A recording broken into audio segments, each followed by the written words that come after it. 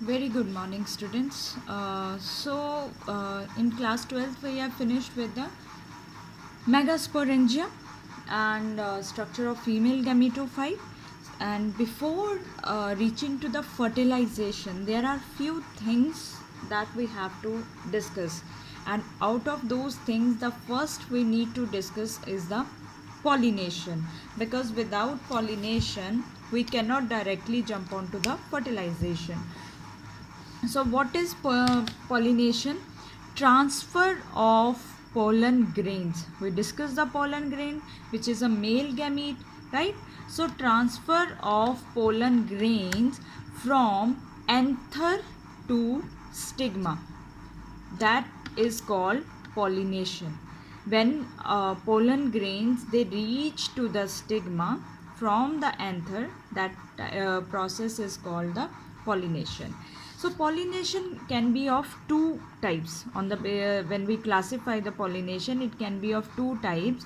One is the self pollination and another is the cross pollination, right?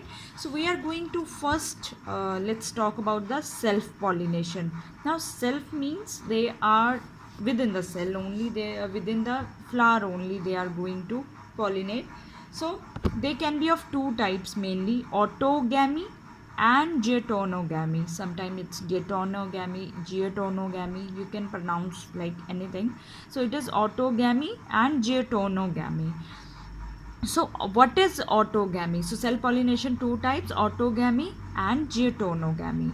Autogamy is transfer of pollens from anther to the stigma of same flower.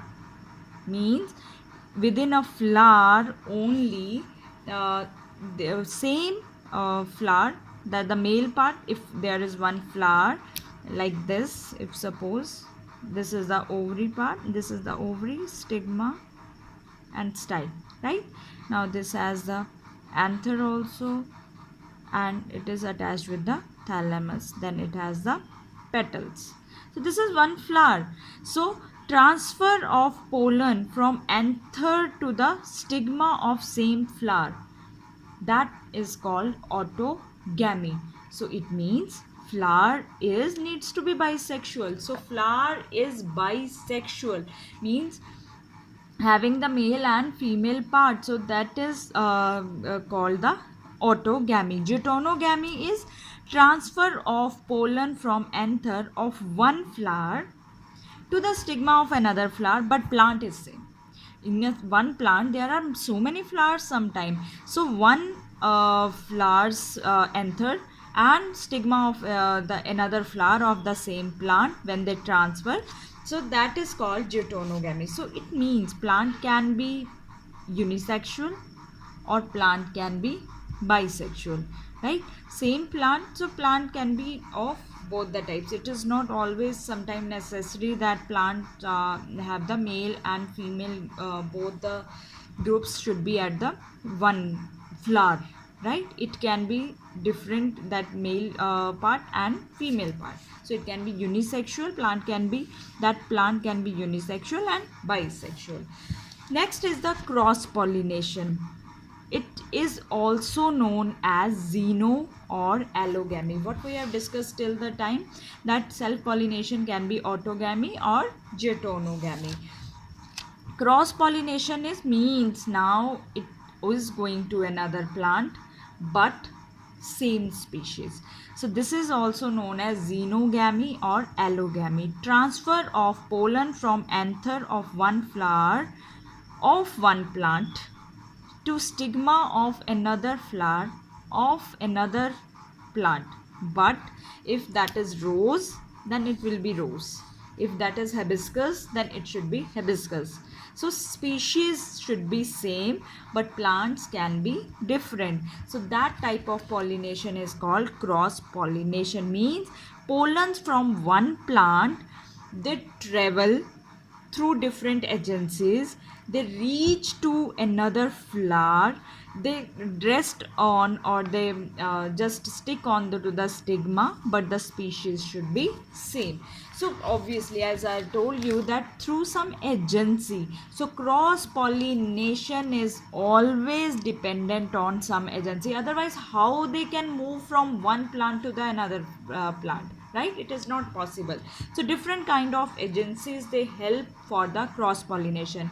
If air is helping them, that kind of pollination or cross pollination, I specifically say, is called anemophily.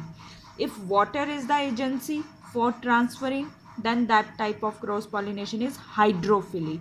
If insects are helping, then it is entomophily.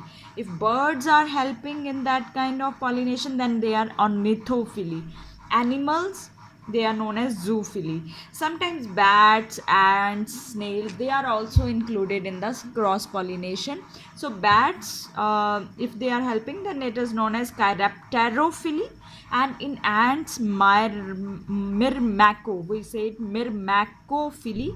And snails, they are known as malacophily. If their cross pollination is helping by the snail, then that is known as malacophily, right? This is, so it is now, I think, clear that in cross pollination we need an agency, right? Without agency we cannot, cross pollination is not possible. Now there are few disadvantages, right? There are few disadvantages as well as advantages of both type of pollination. If let's first talk about the disadvantages of self pollination, what do you think? Now self pollination, as we discussed, the flower on plant is same, it is mixing every time the same genes, so same genetic pool is mixing every time. So after a certain period of time, suppose 100 times, 1000 times, it is going to mix the same thing and again going to reproduce. So over a period of time, this may result in depression, means it produce sometimes stress. So recombination, no new combinations are happening here, so recombination does not happen. That is the disadvantages. But what is the advantages of self pollination? First thing, very very important advantage, they do not depend on any agency. They are not at all dependent on any agency, because we are talking about that they either they will be same plant or it will be same flower. So 100% chances of transfer. If that transfer will occur, 100% chances of fertilization and 100% chances of formation of the another generation, that is the next generation. What about the cross pollination? Now advantages, there is the mixing of two different genetic pool. Why? Because here the plant is not the species is same, but plants are different. The next gen progeny, if one plant is having more better resistant to diseases, or if one has more can produce more beautifully colored flowers, so it will have the better characteristics, right? So next progeny will have better characteristic from both the parents. That is the advantages of cross pollination. But as I told you, that it is strictly dependent on some agency. If agency is not favoring, then fertilization or transfer of pollens will not happen. So if agencies happen, then formation of seed or transfer of pollens or the next generation can be difficult. Suppose air is agency of pollination for a flower which is growing near the seashore. Now that is completely cross pollination. On seashore, if suppose air is, if it is the that plant is on the top and air is moving in the exactly opposite direction, then what will happen? Pollen will get, it should be on this plant, pollen should reach on this plant, but air is moving in this direction, those pollens, they will move away from the flower. So chances of fertilization will be very very less. So 100% chances of fertilization or transfer is not possible in case of cross pollination. Let's talk about now, let's see, the self pollination is like same flower, same plant. So what kind of adaptations plant is adopting that it prevent cross pollination. If a plant is strictly pollinated by self pollination, then it has to adapt in one or more other way. So it is seen in plants specifically which have pollen grains from the same flower, means in which pollen grains are transferred from the same flower or from one flower to the another flower, but the plant will be of same, right? Same plant, and flower can be on one side then on the another side, but it will be same. So adaptation, first adaptation we are going to talk about is homogamy. Homogamy means maturation of male and female sex organs at same time. That is very important point. For that is an adaptation for a plant for undergoing the self pollination, means male and female sex organs, they are maturing at same time. It means they are, if they are maturing at same time, the transfer and the fertilization will be easy. Next is the calistogamy. Many times it is asked, calistogamy. It is mentioned in your NCRT very beautifully also. So please, it's very important term, calistogamy.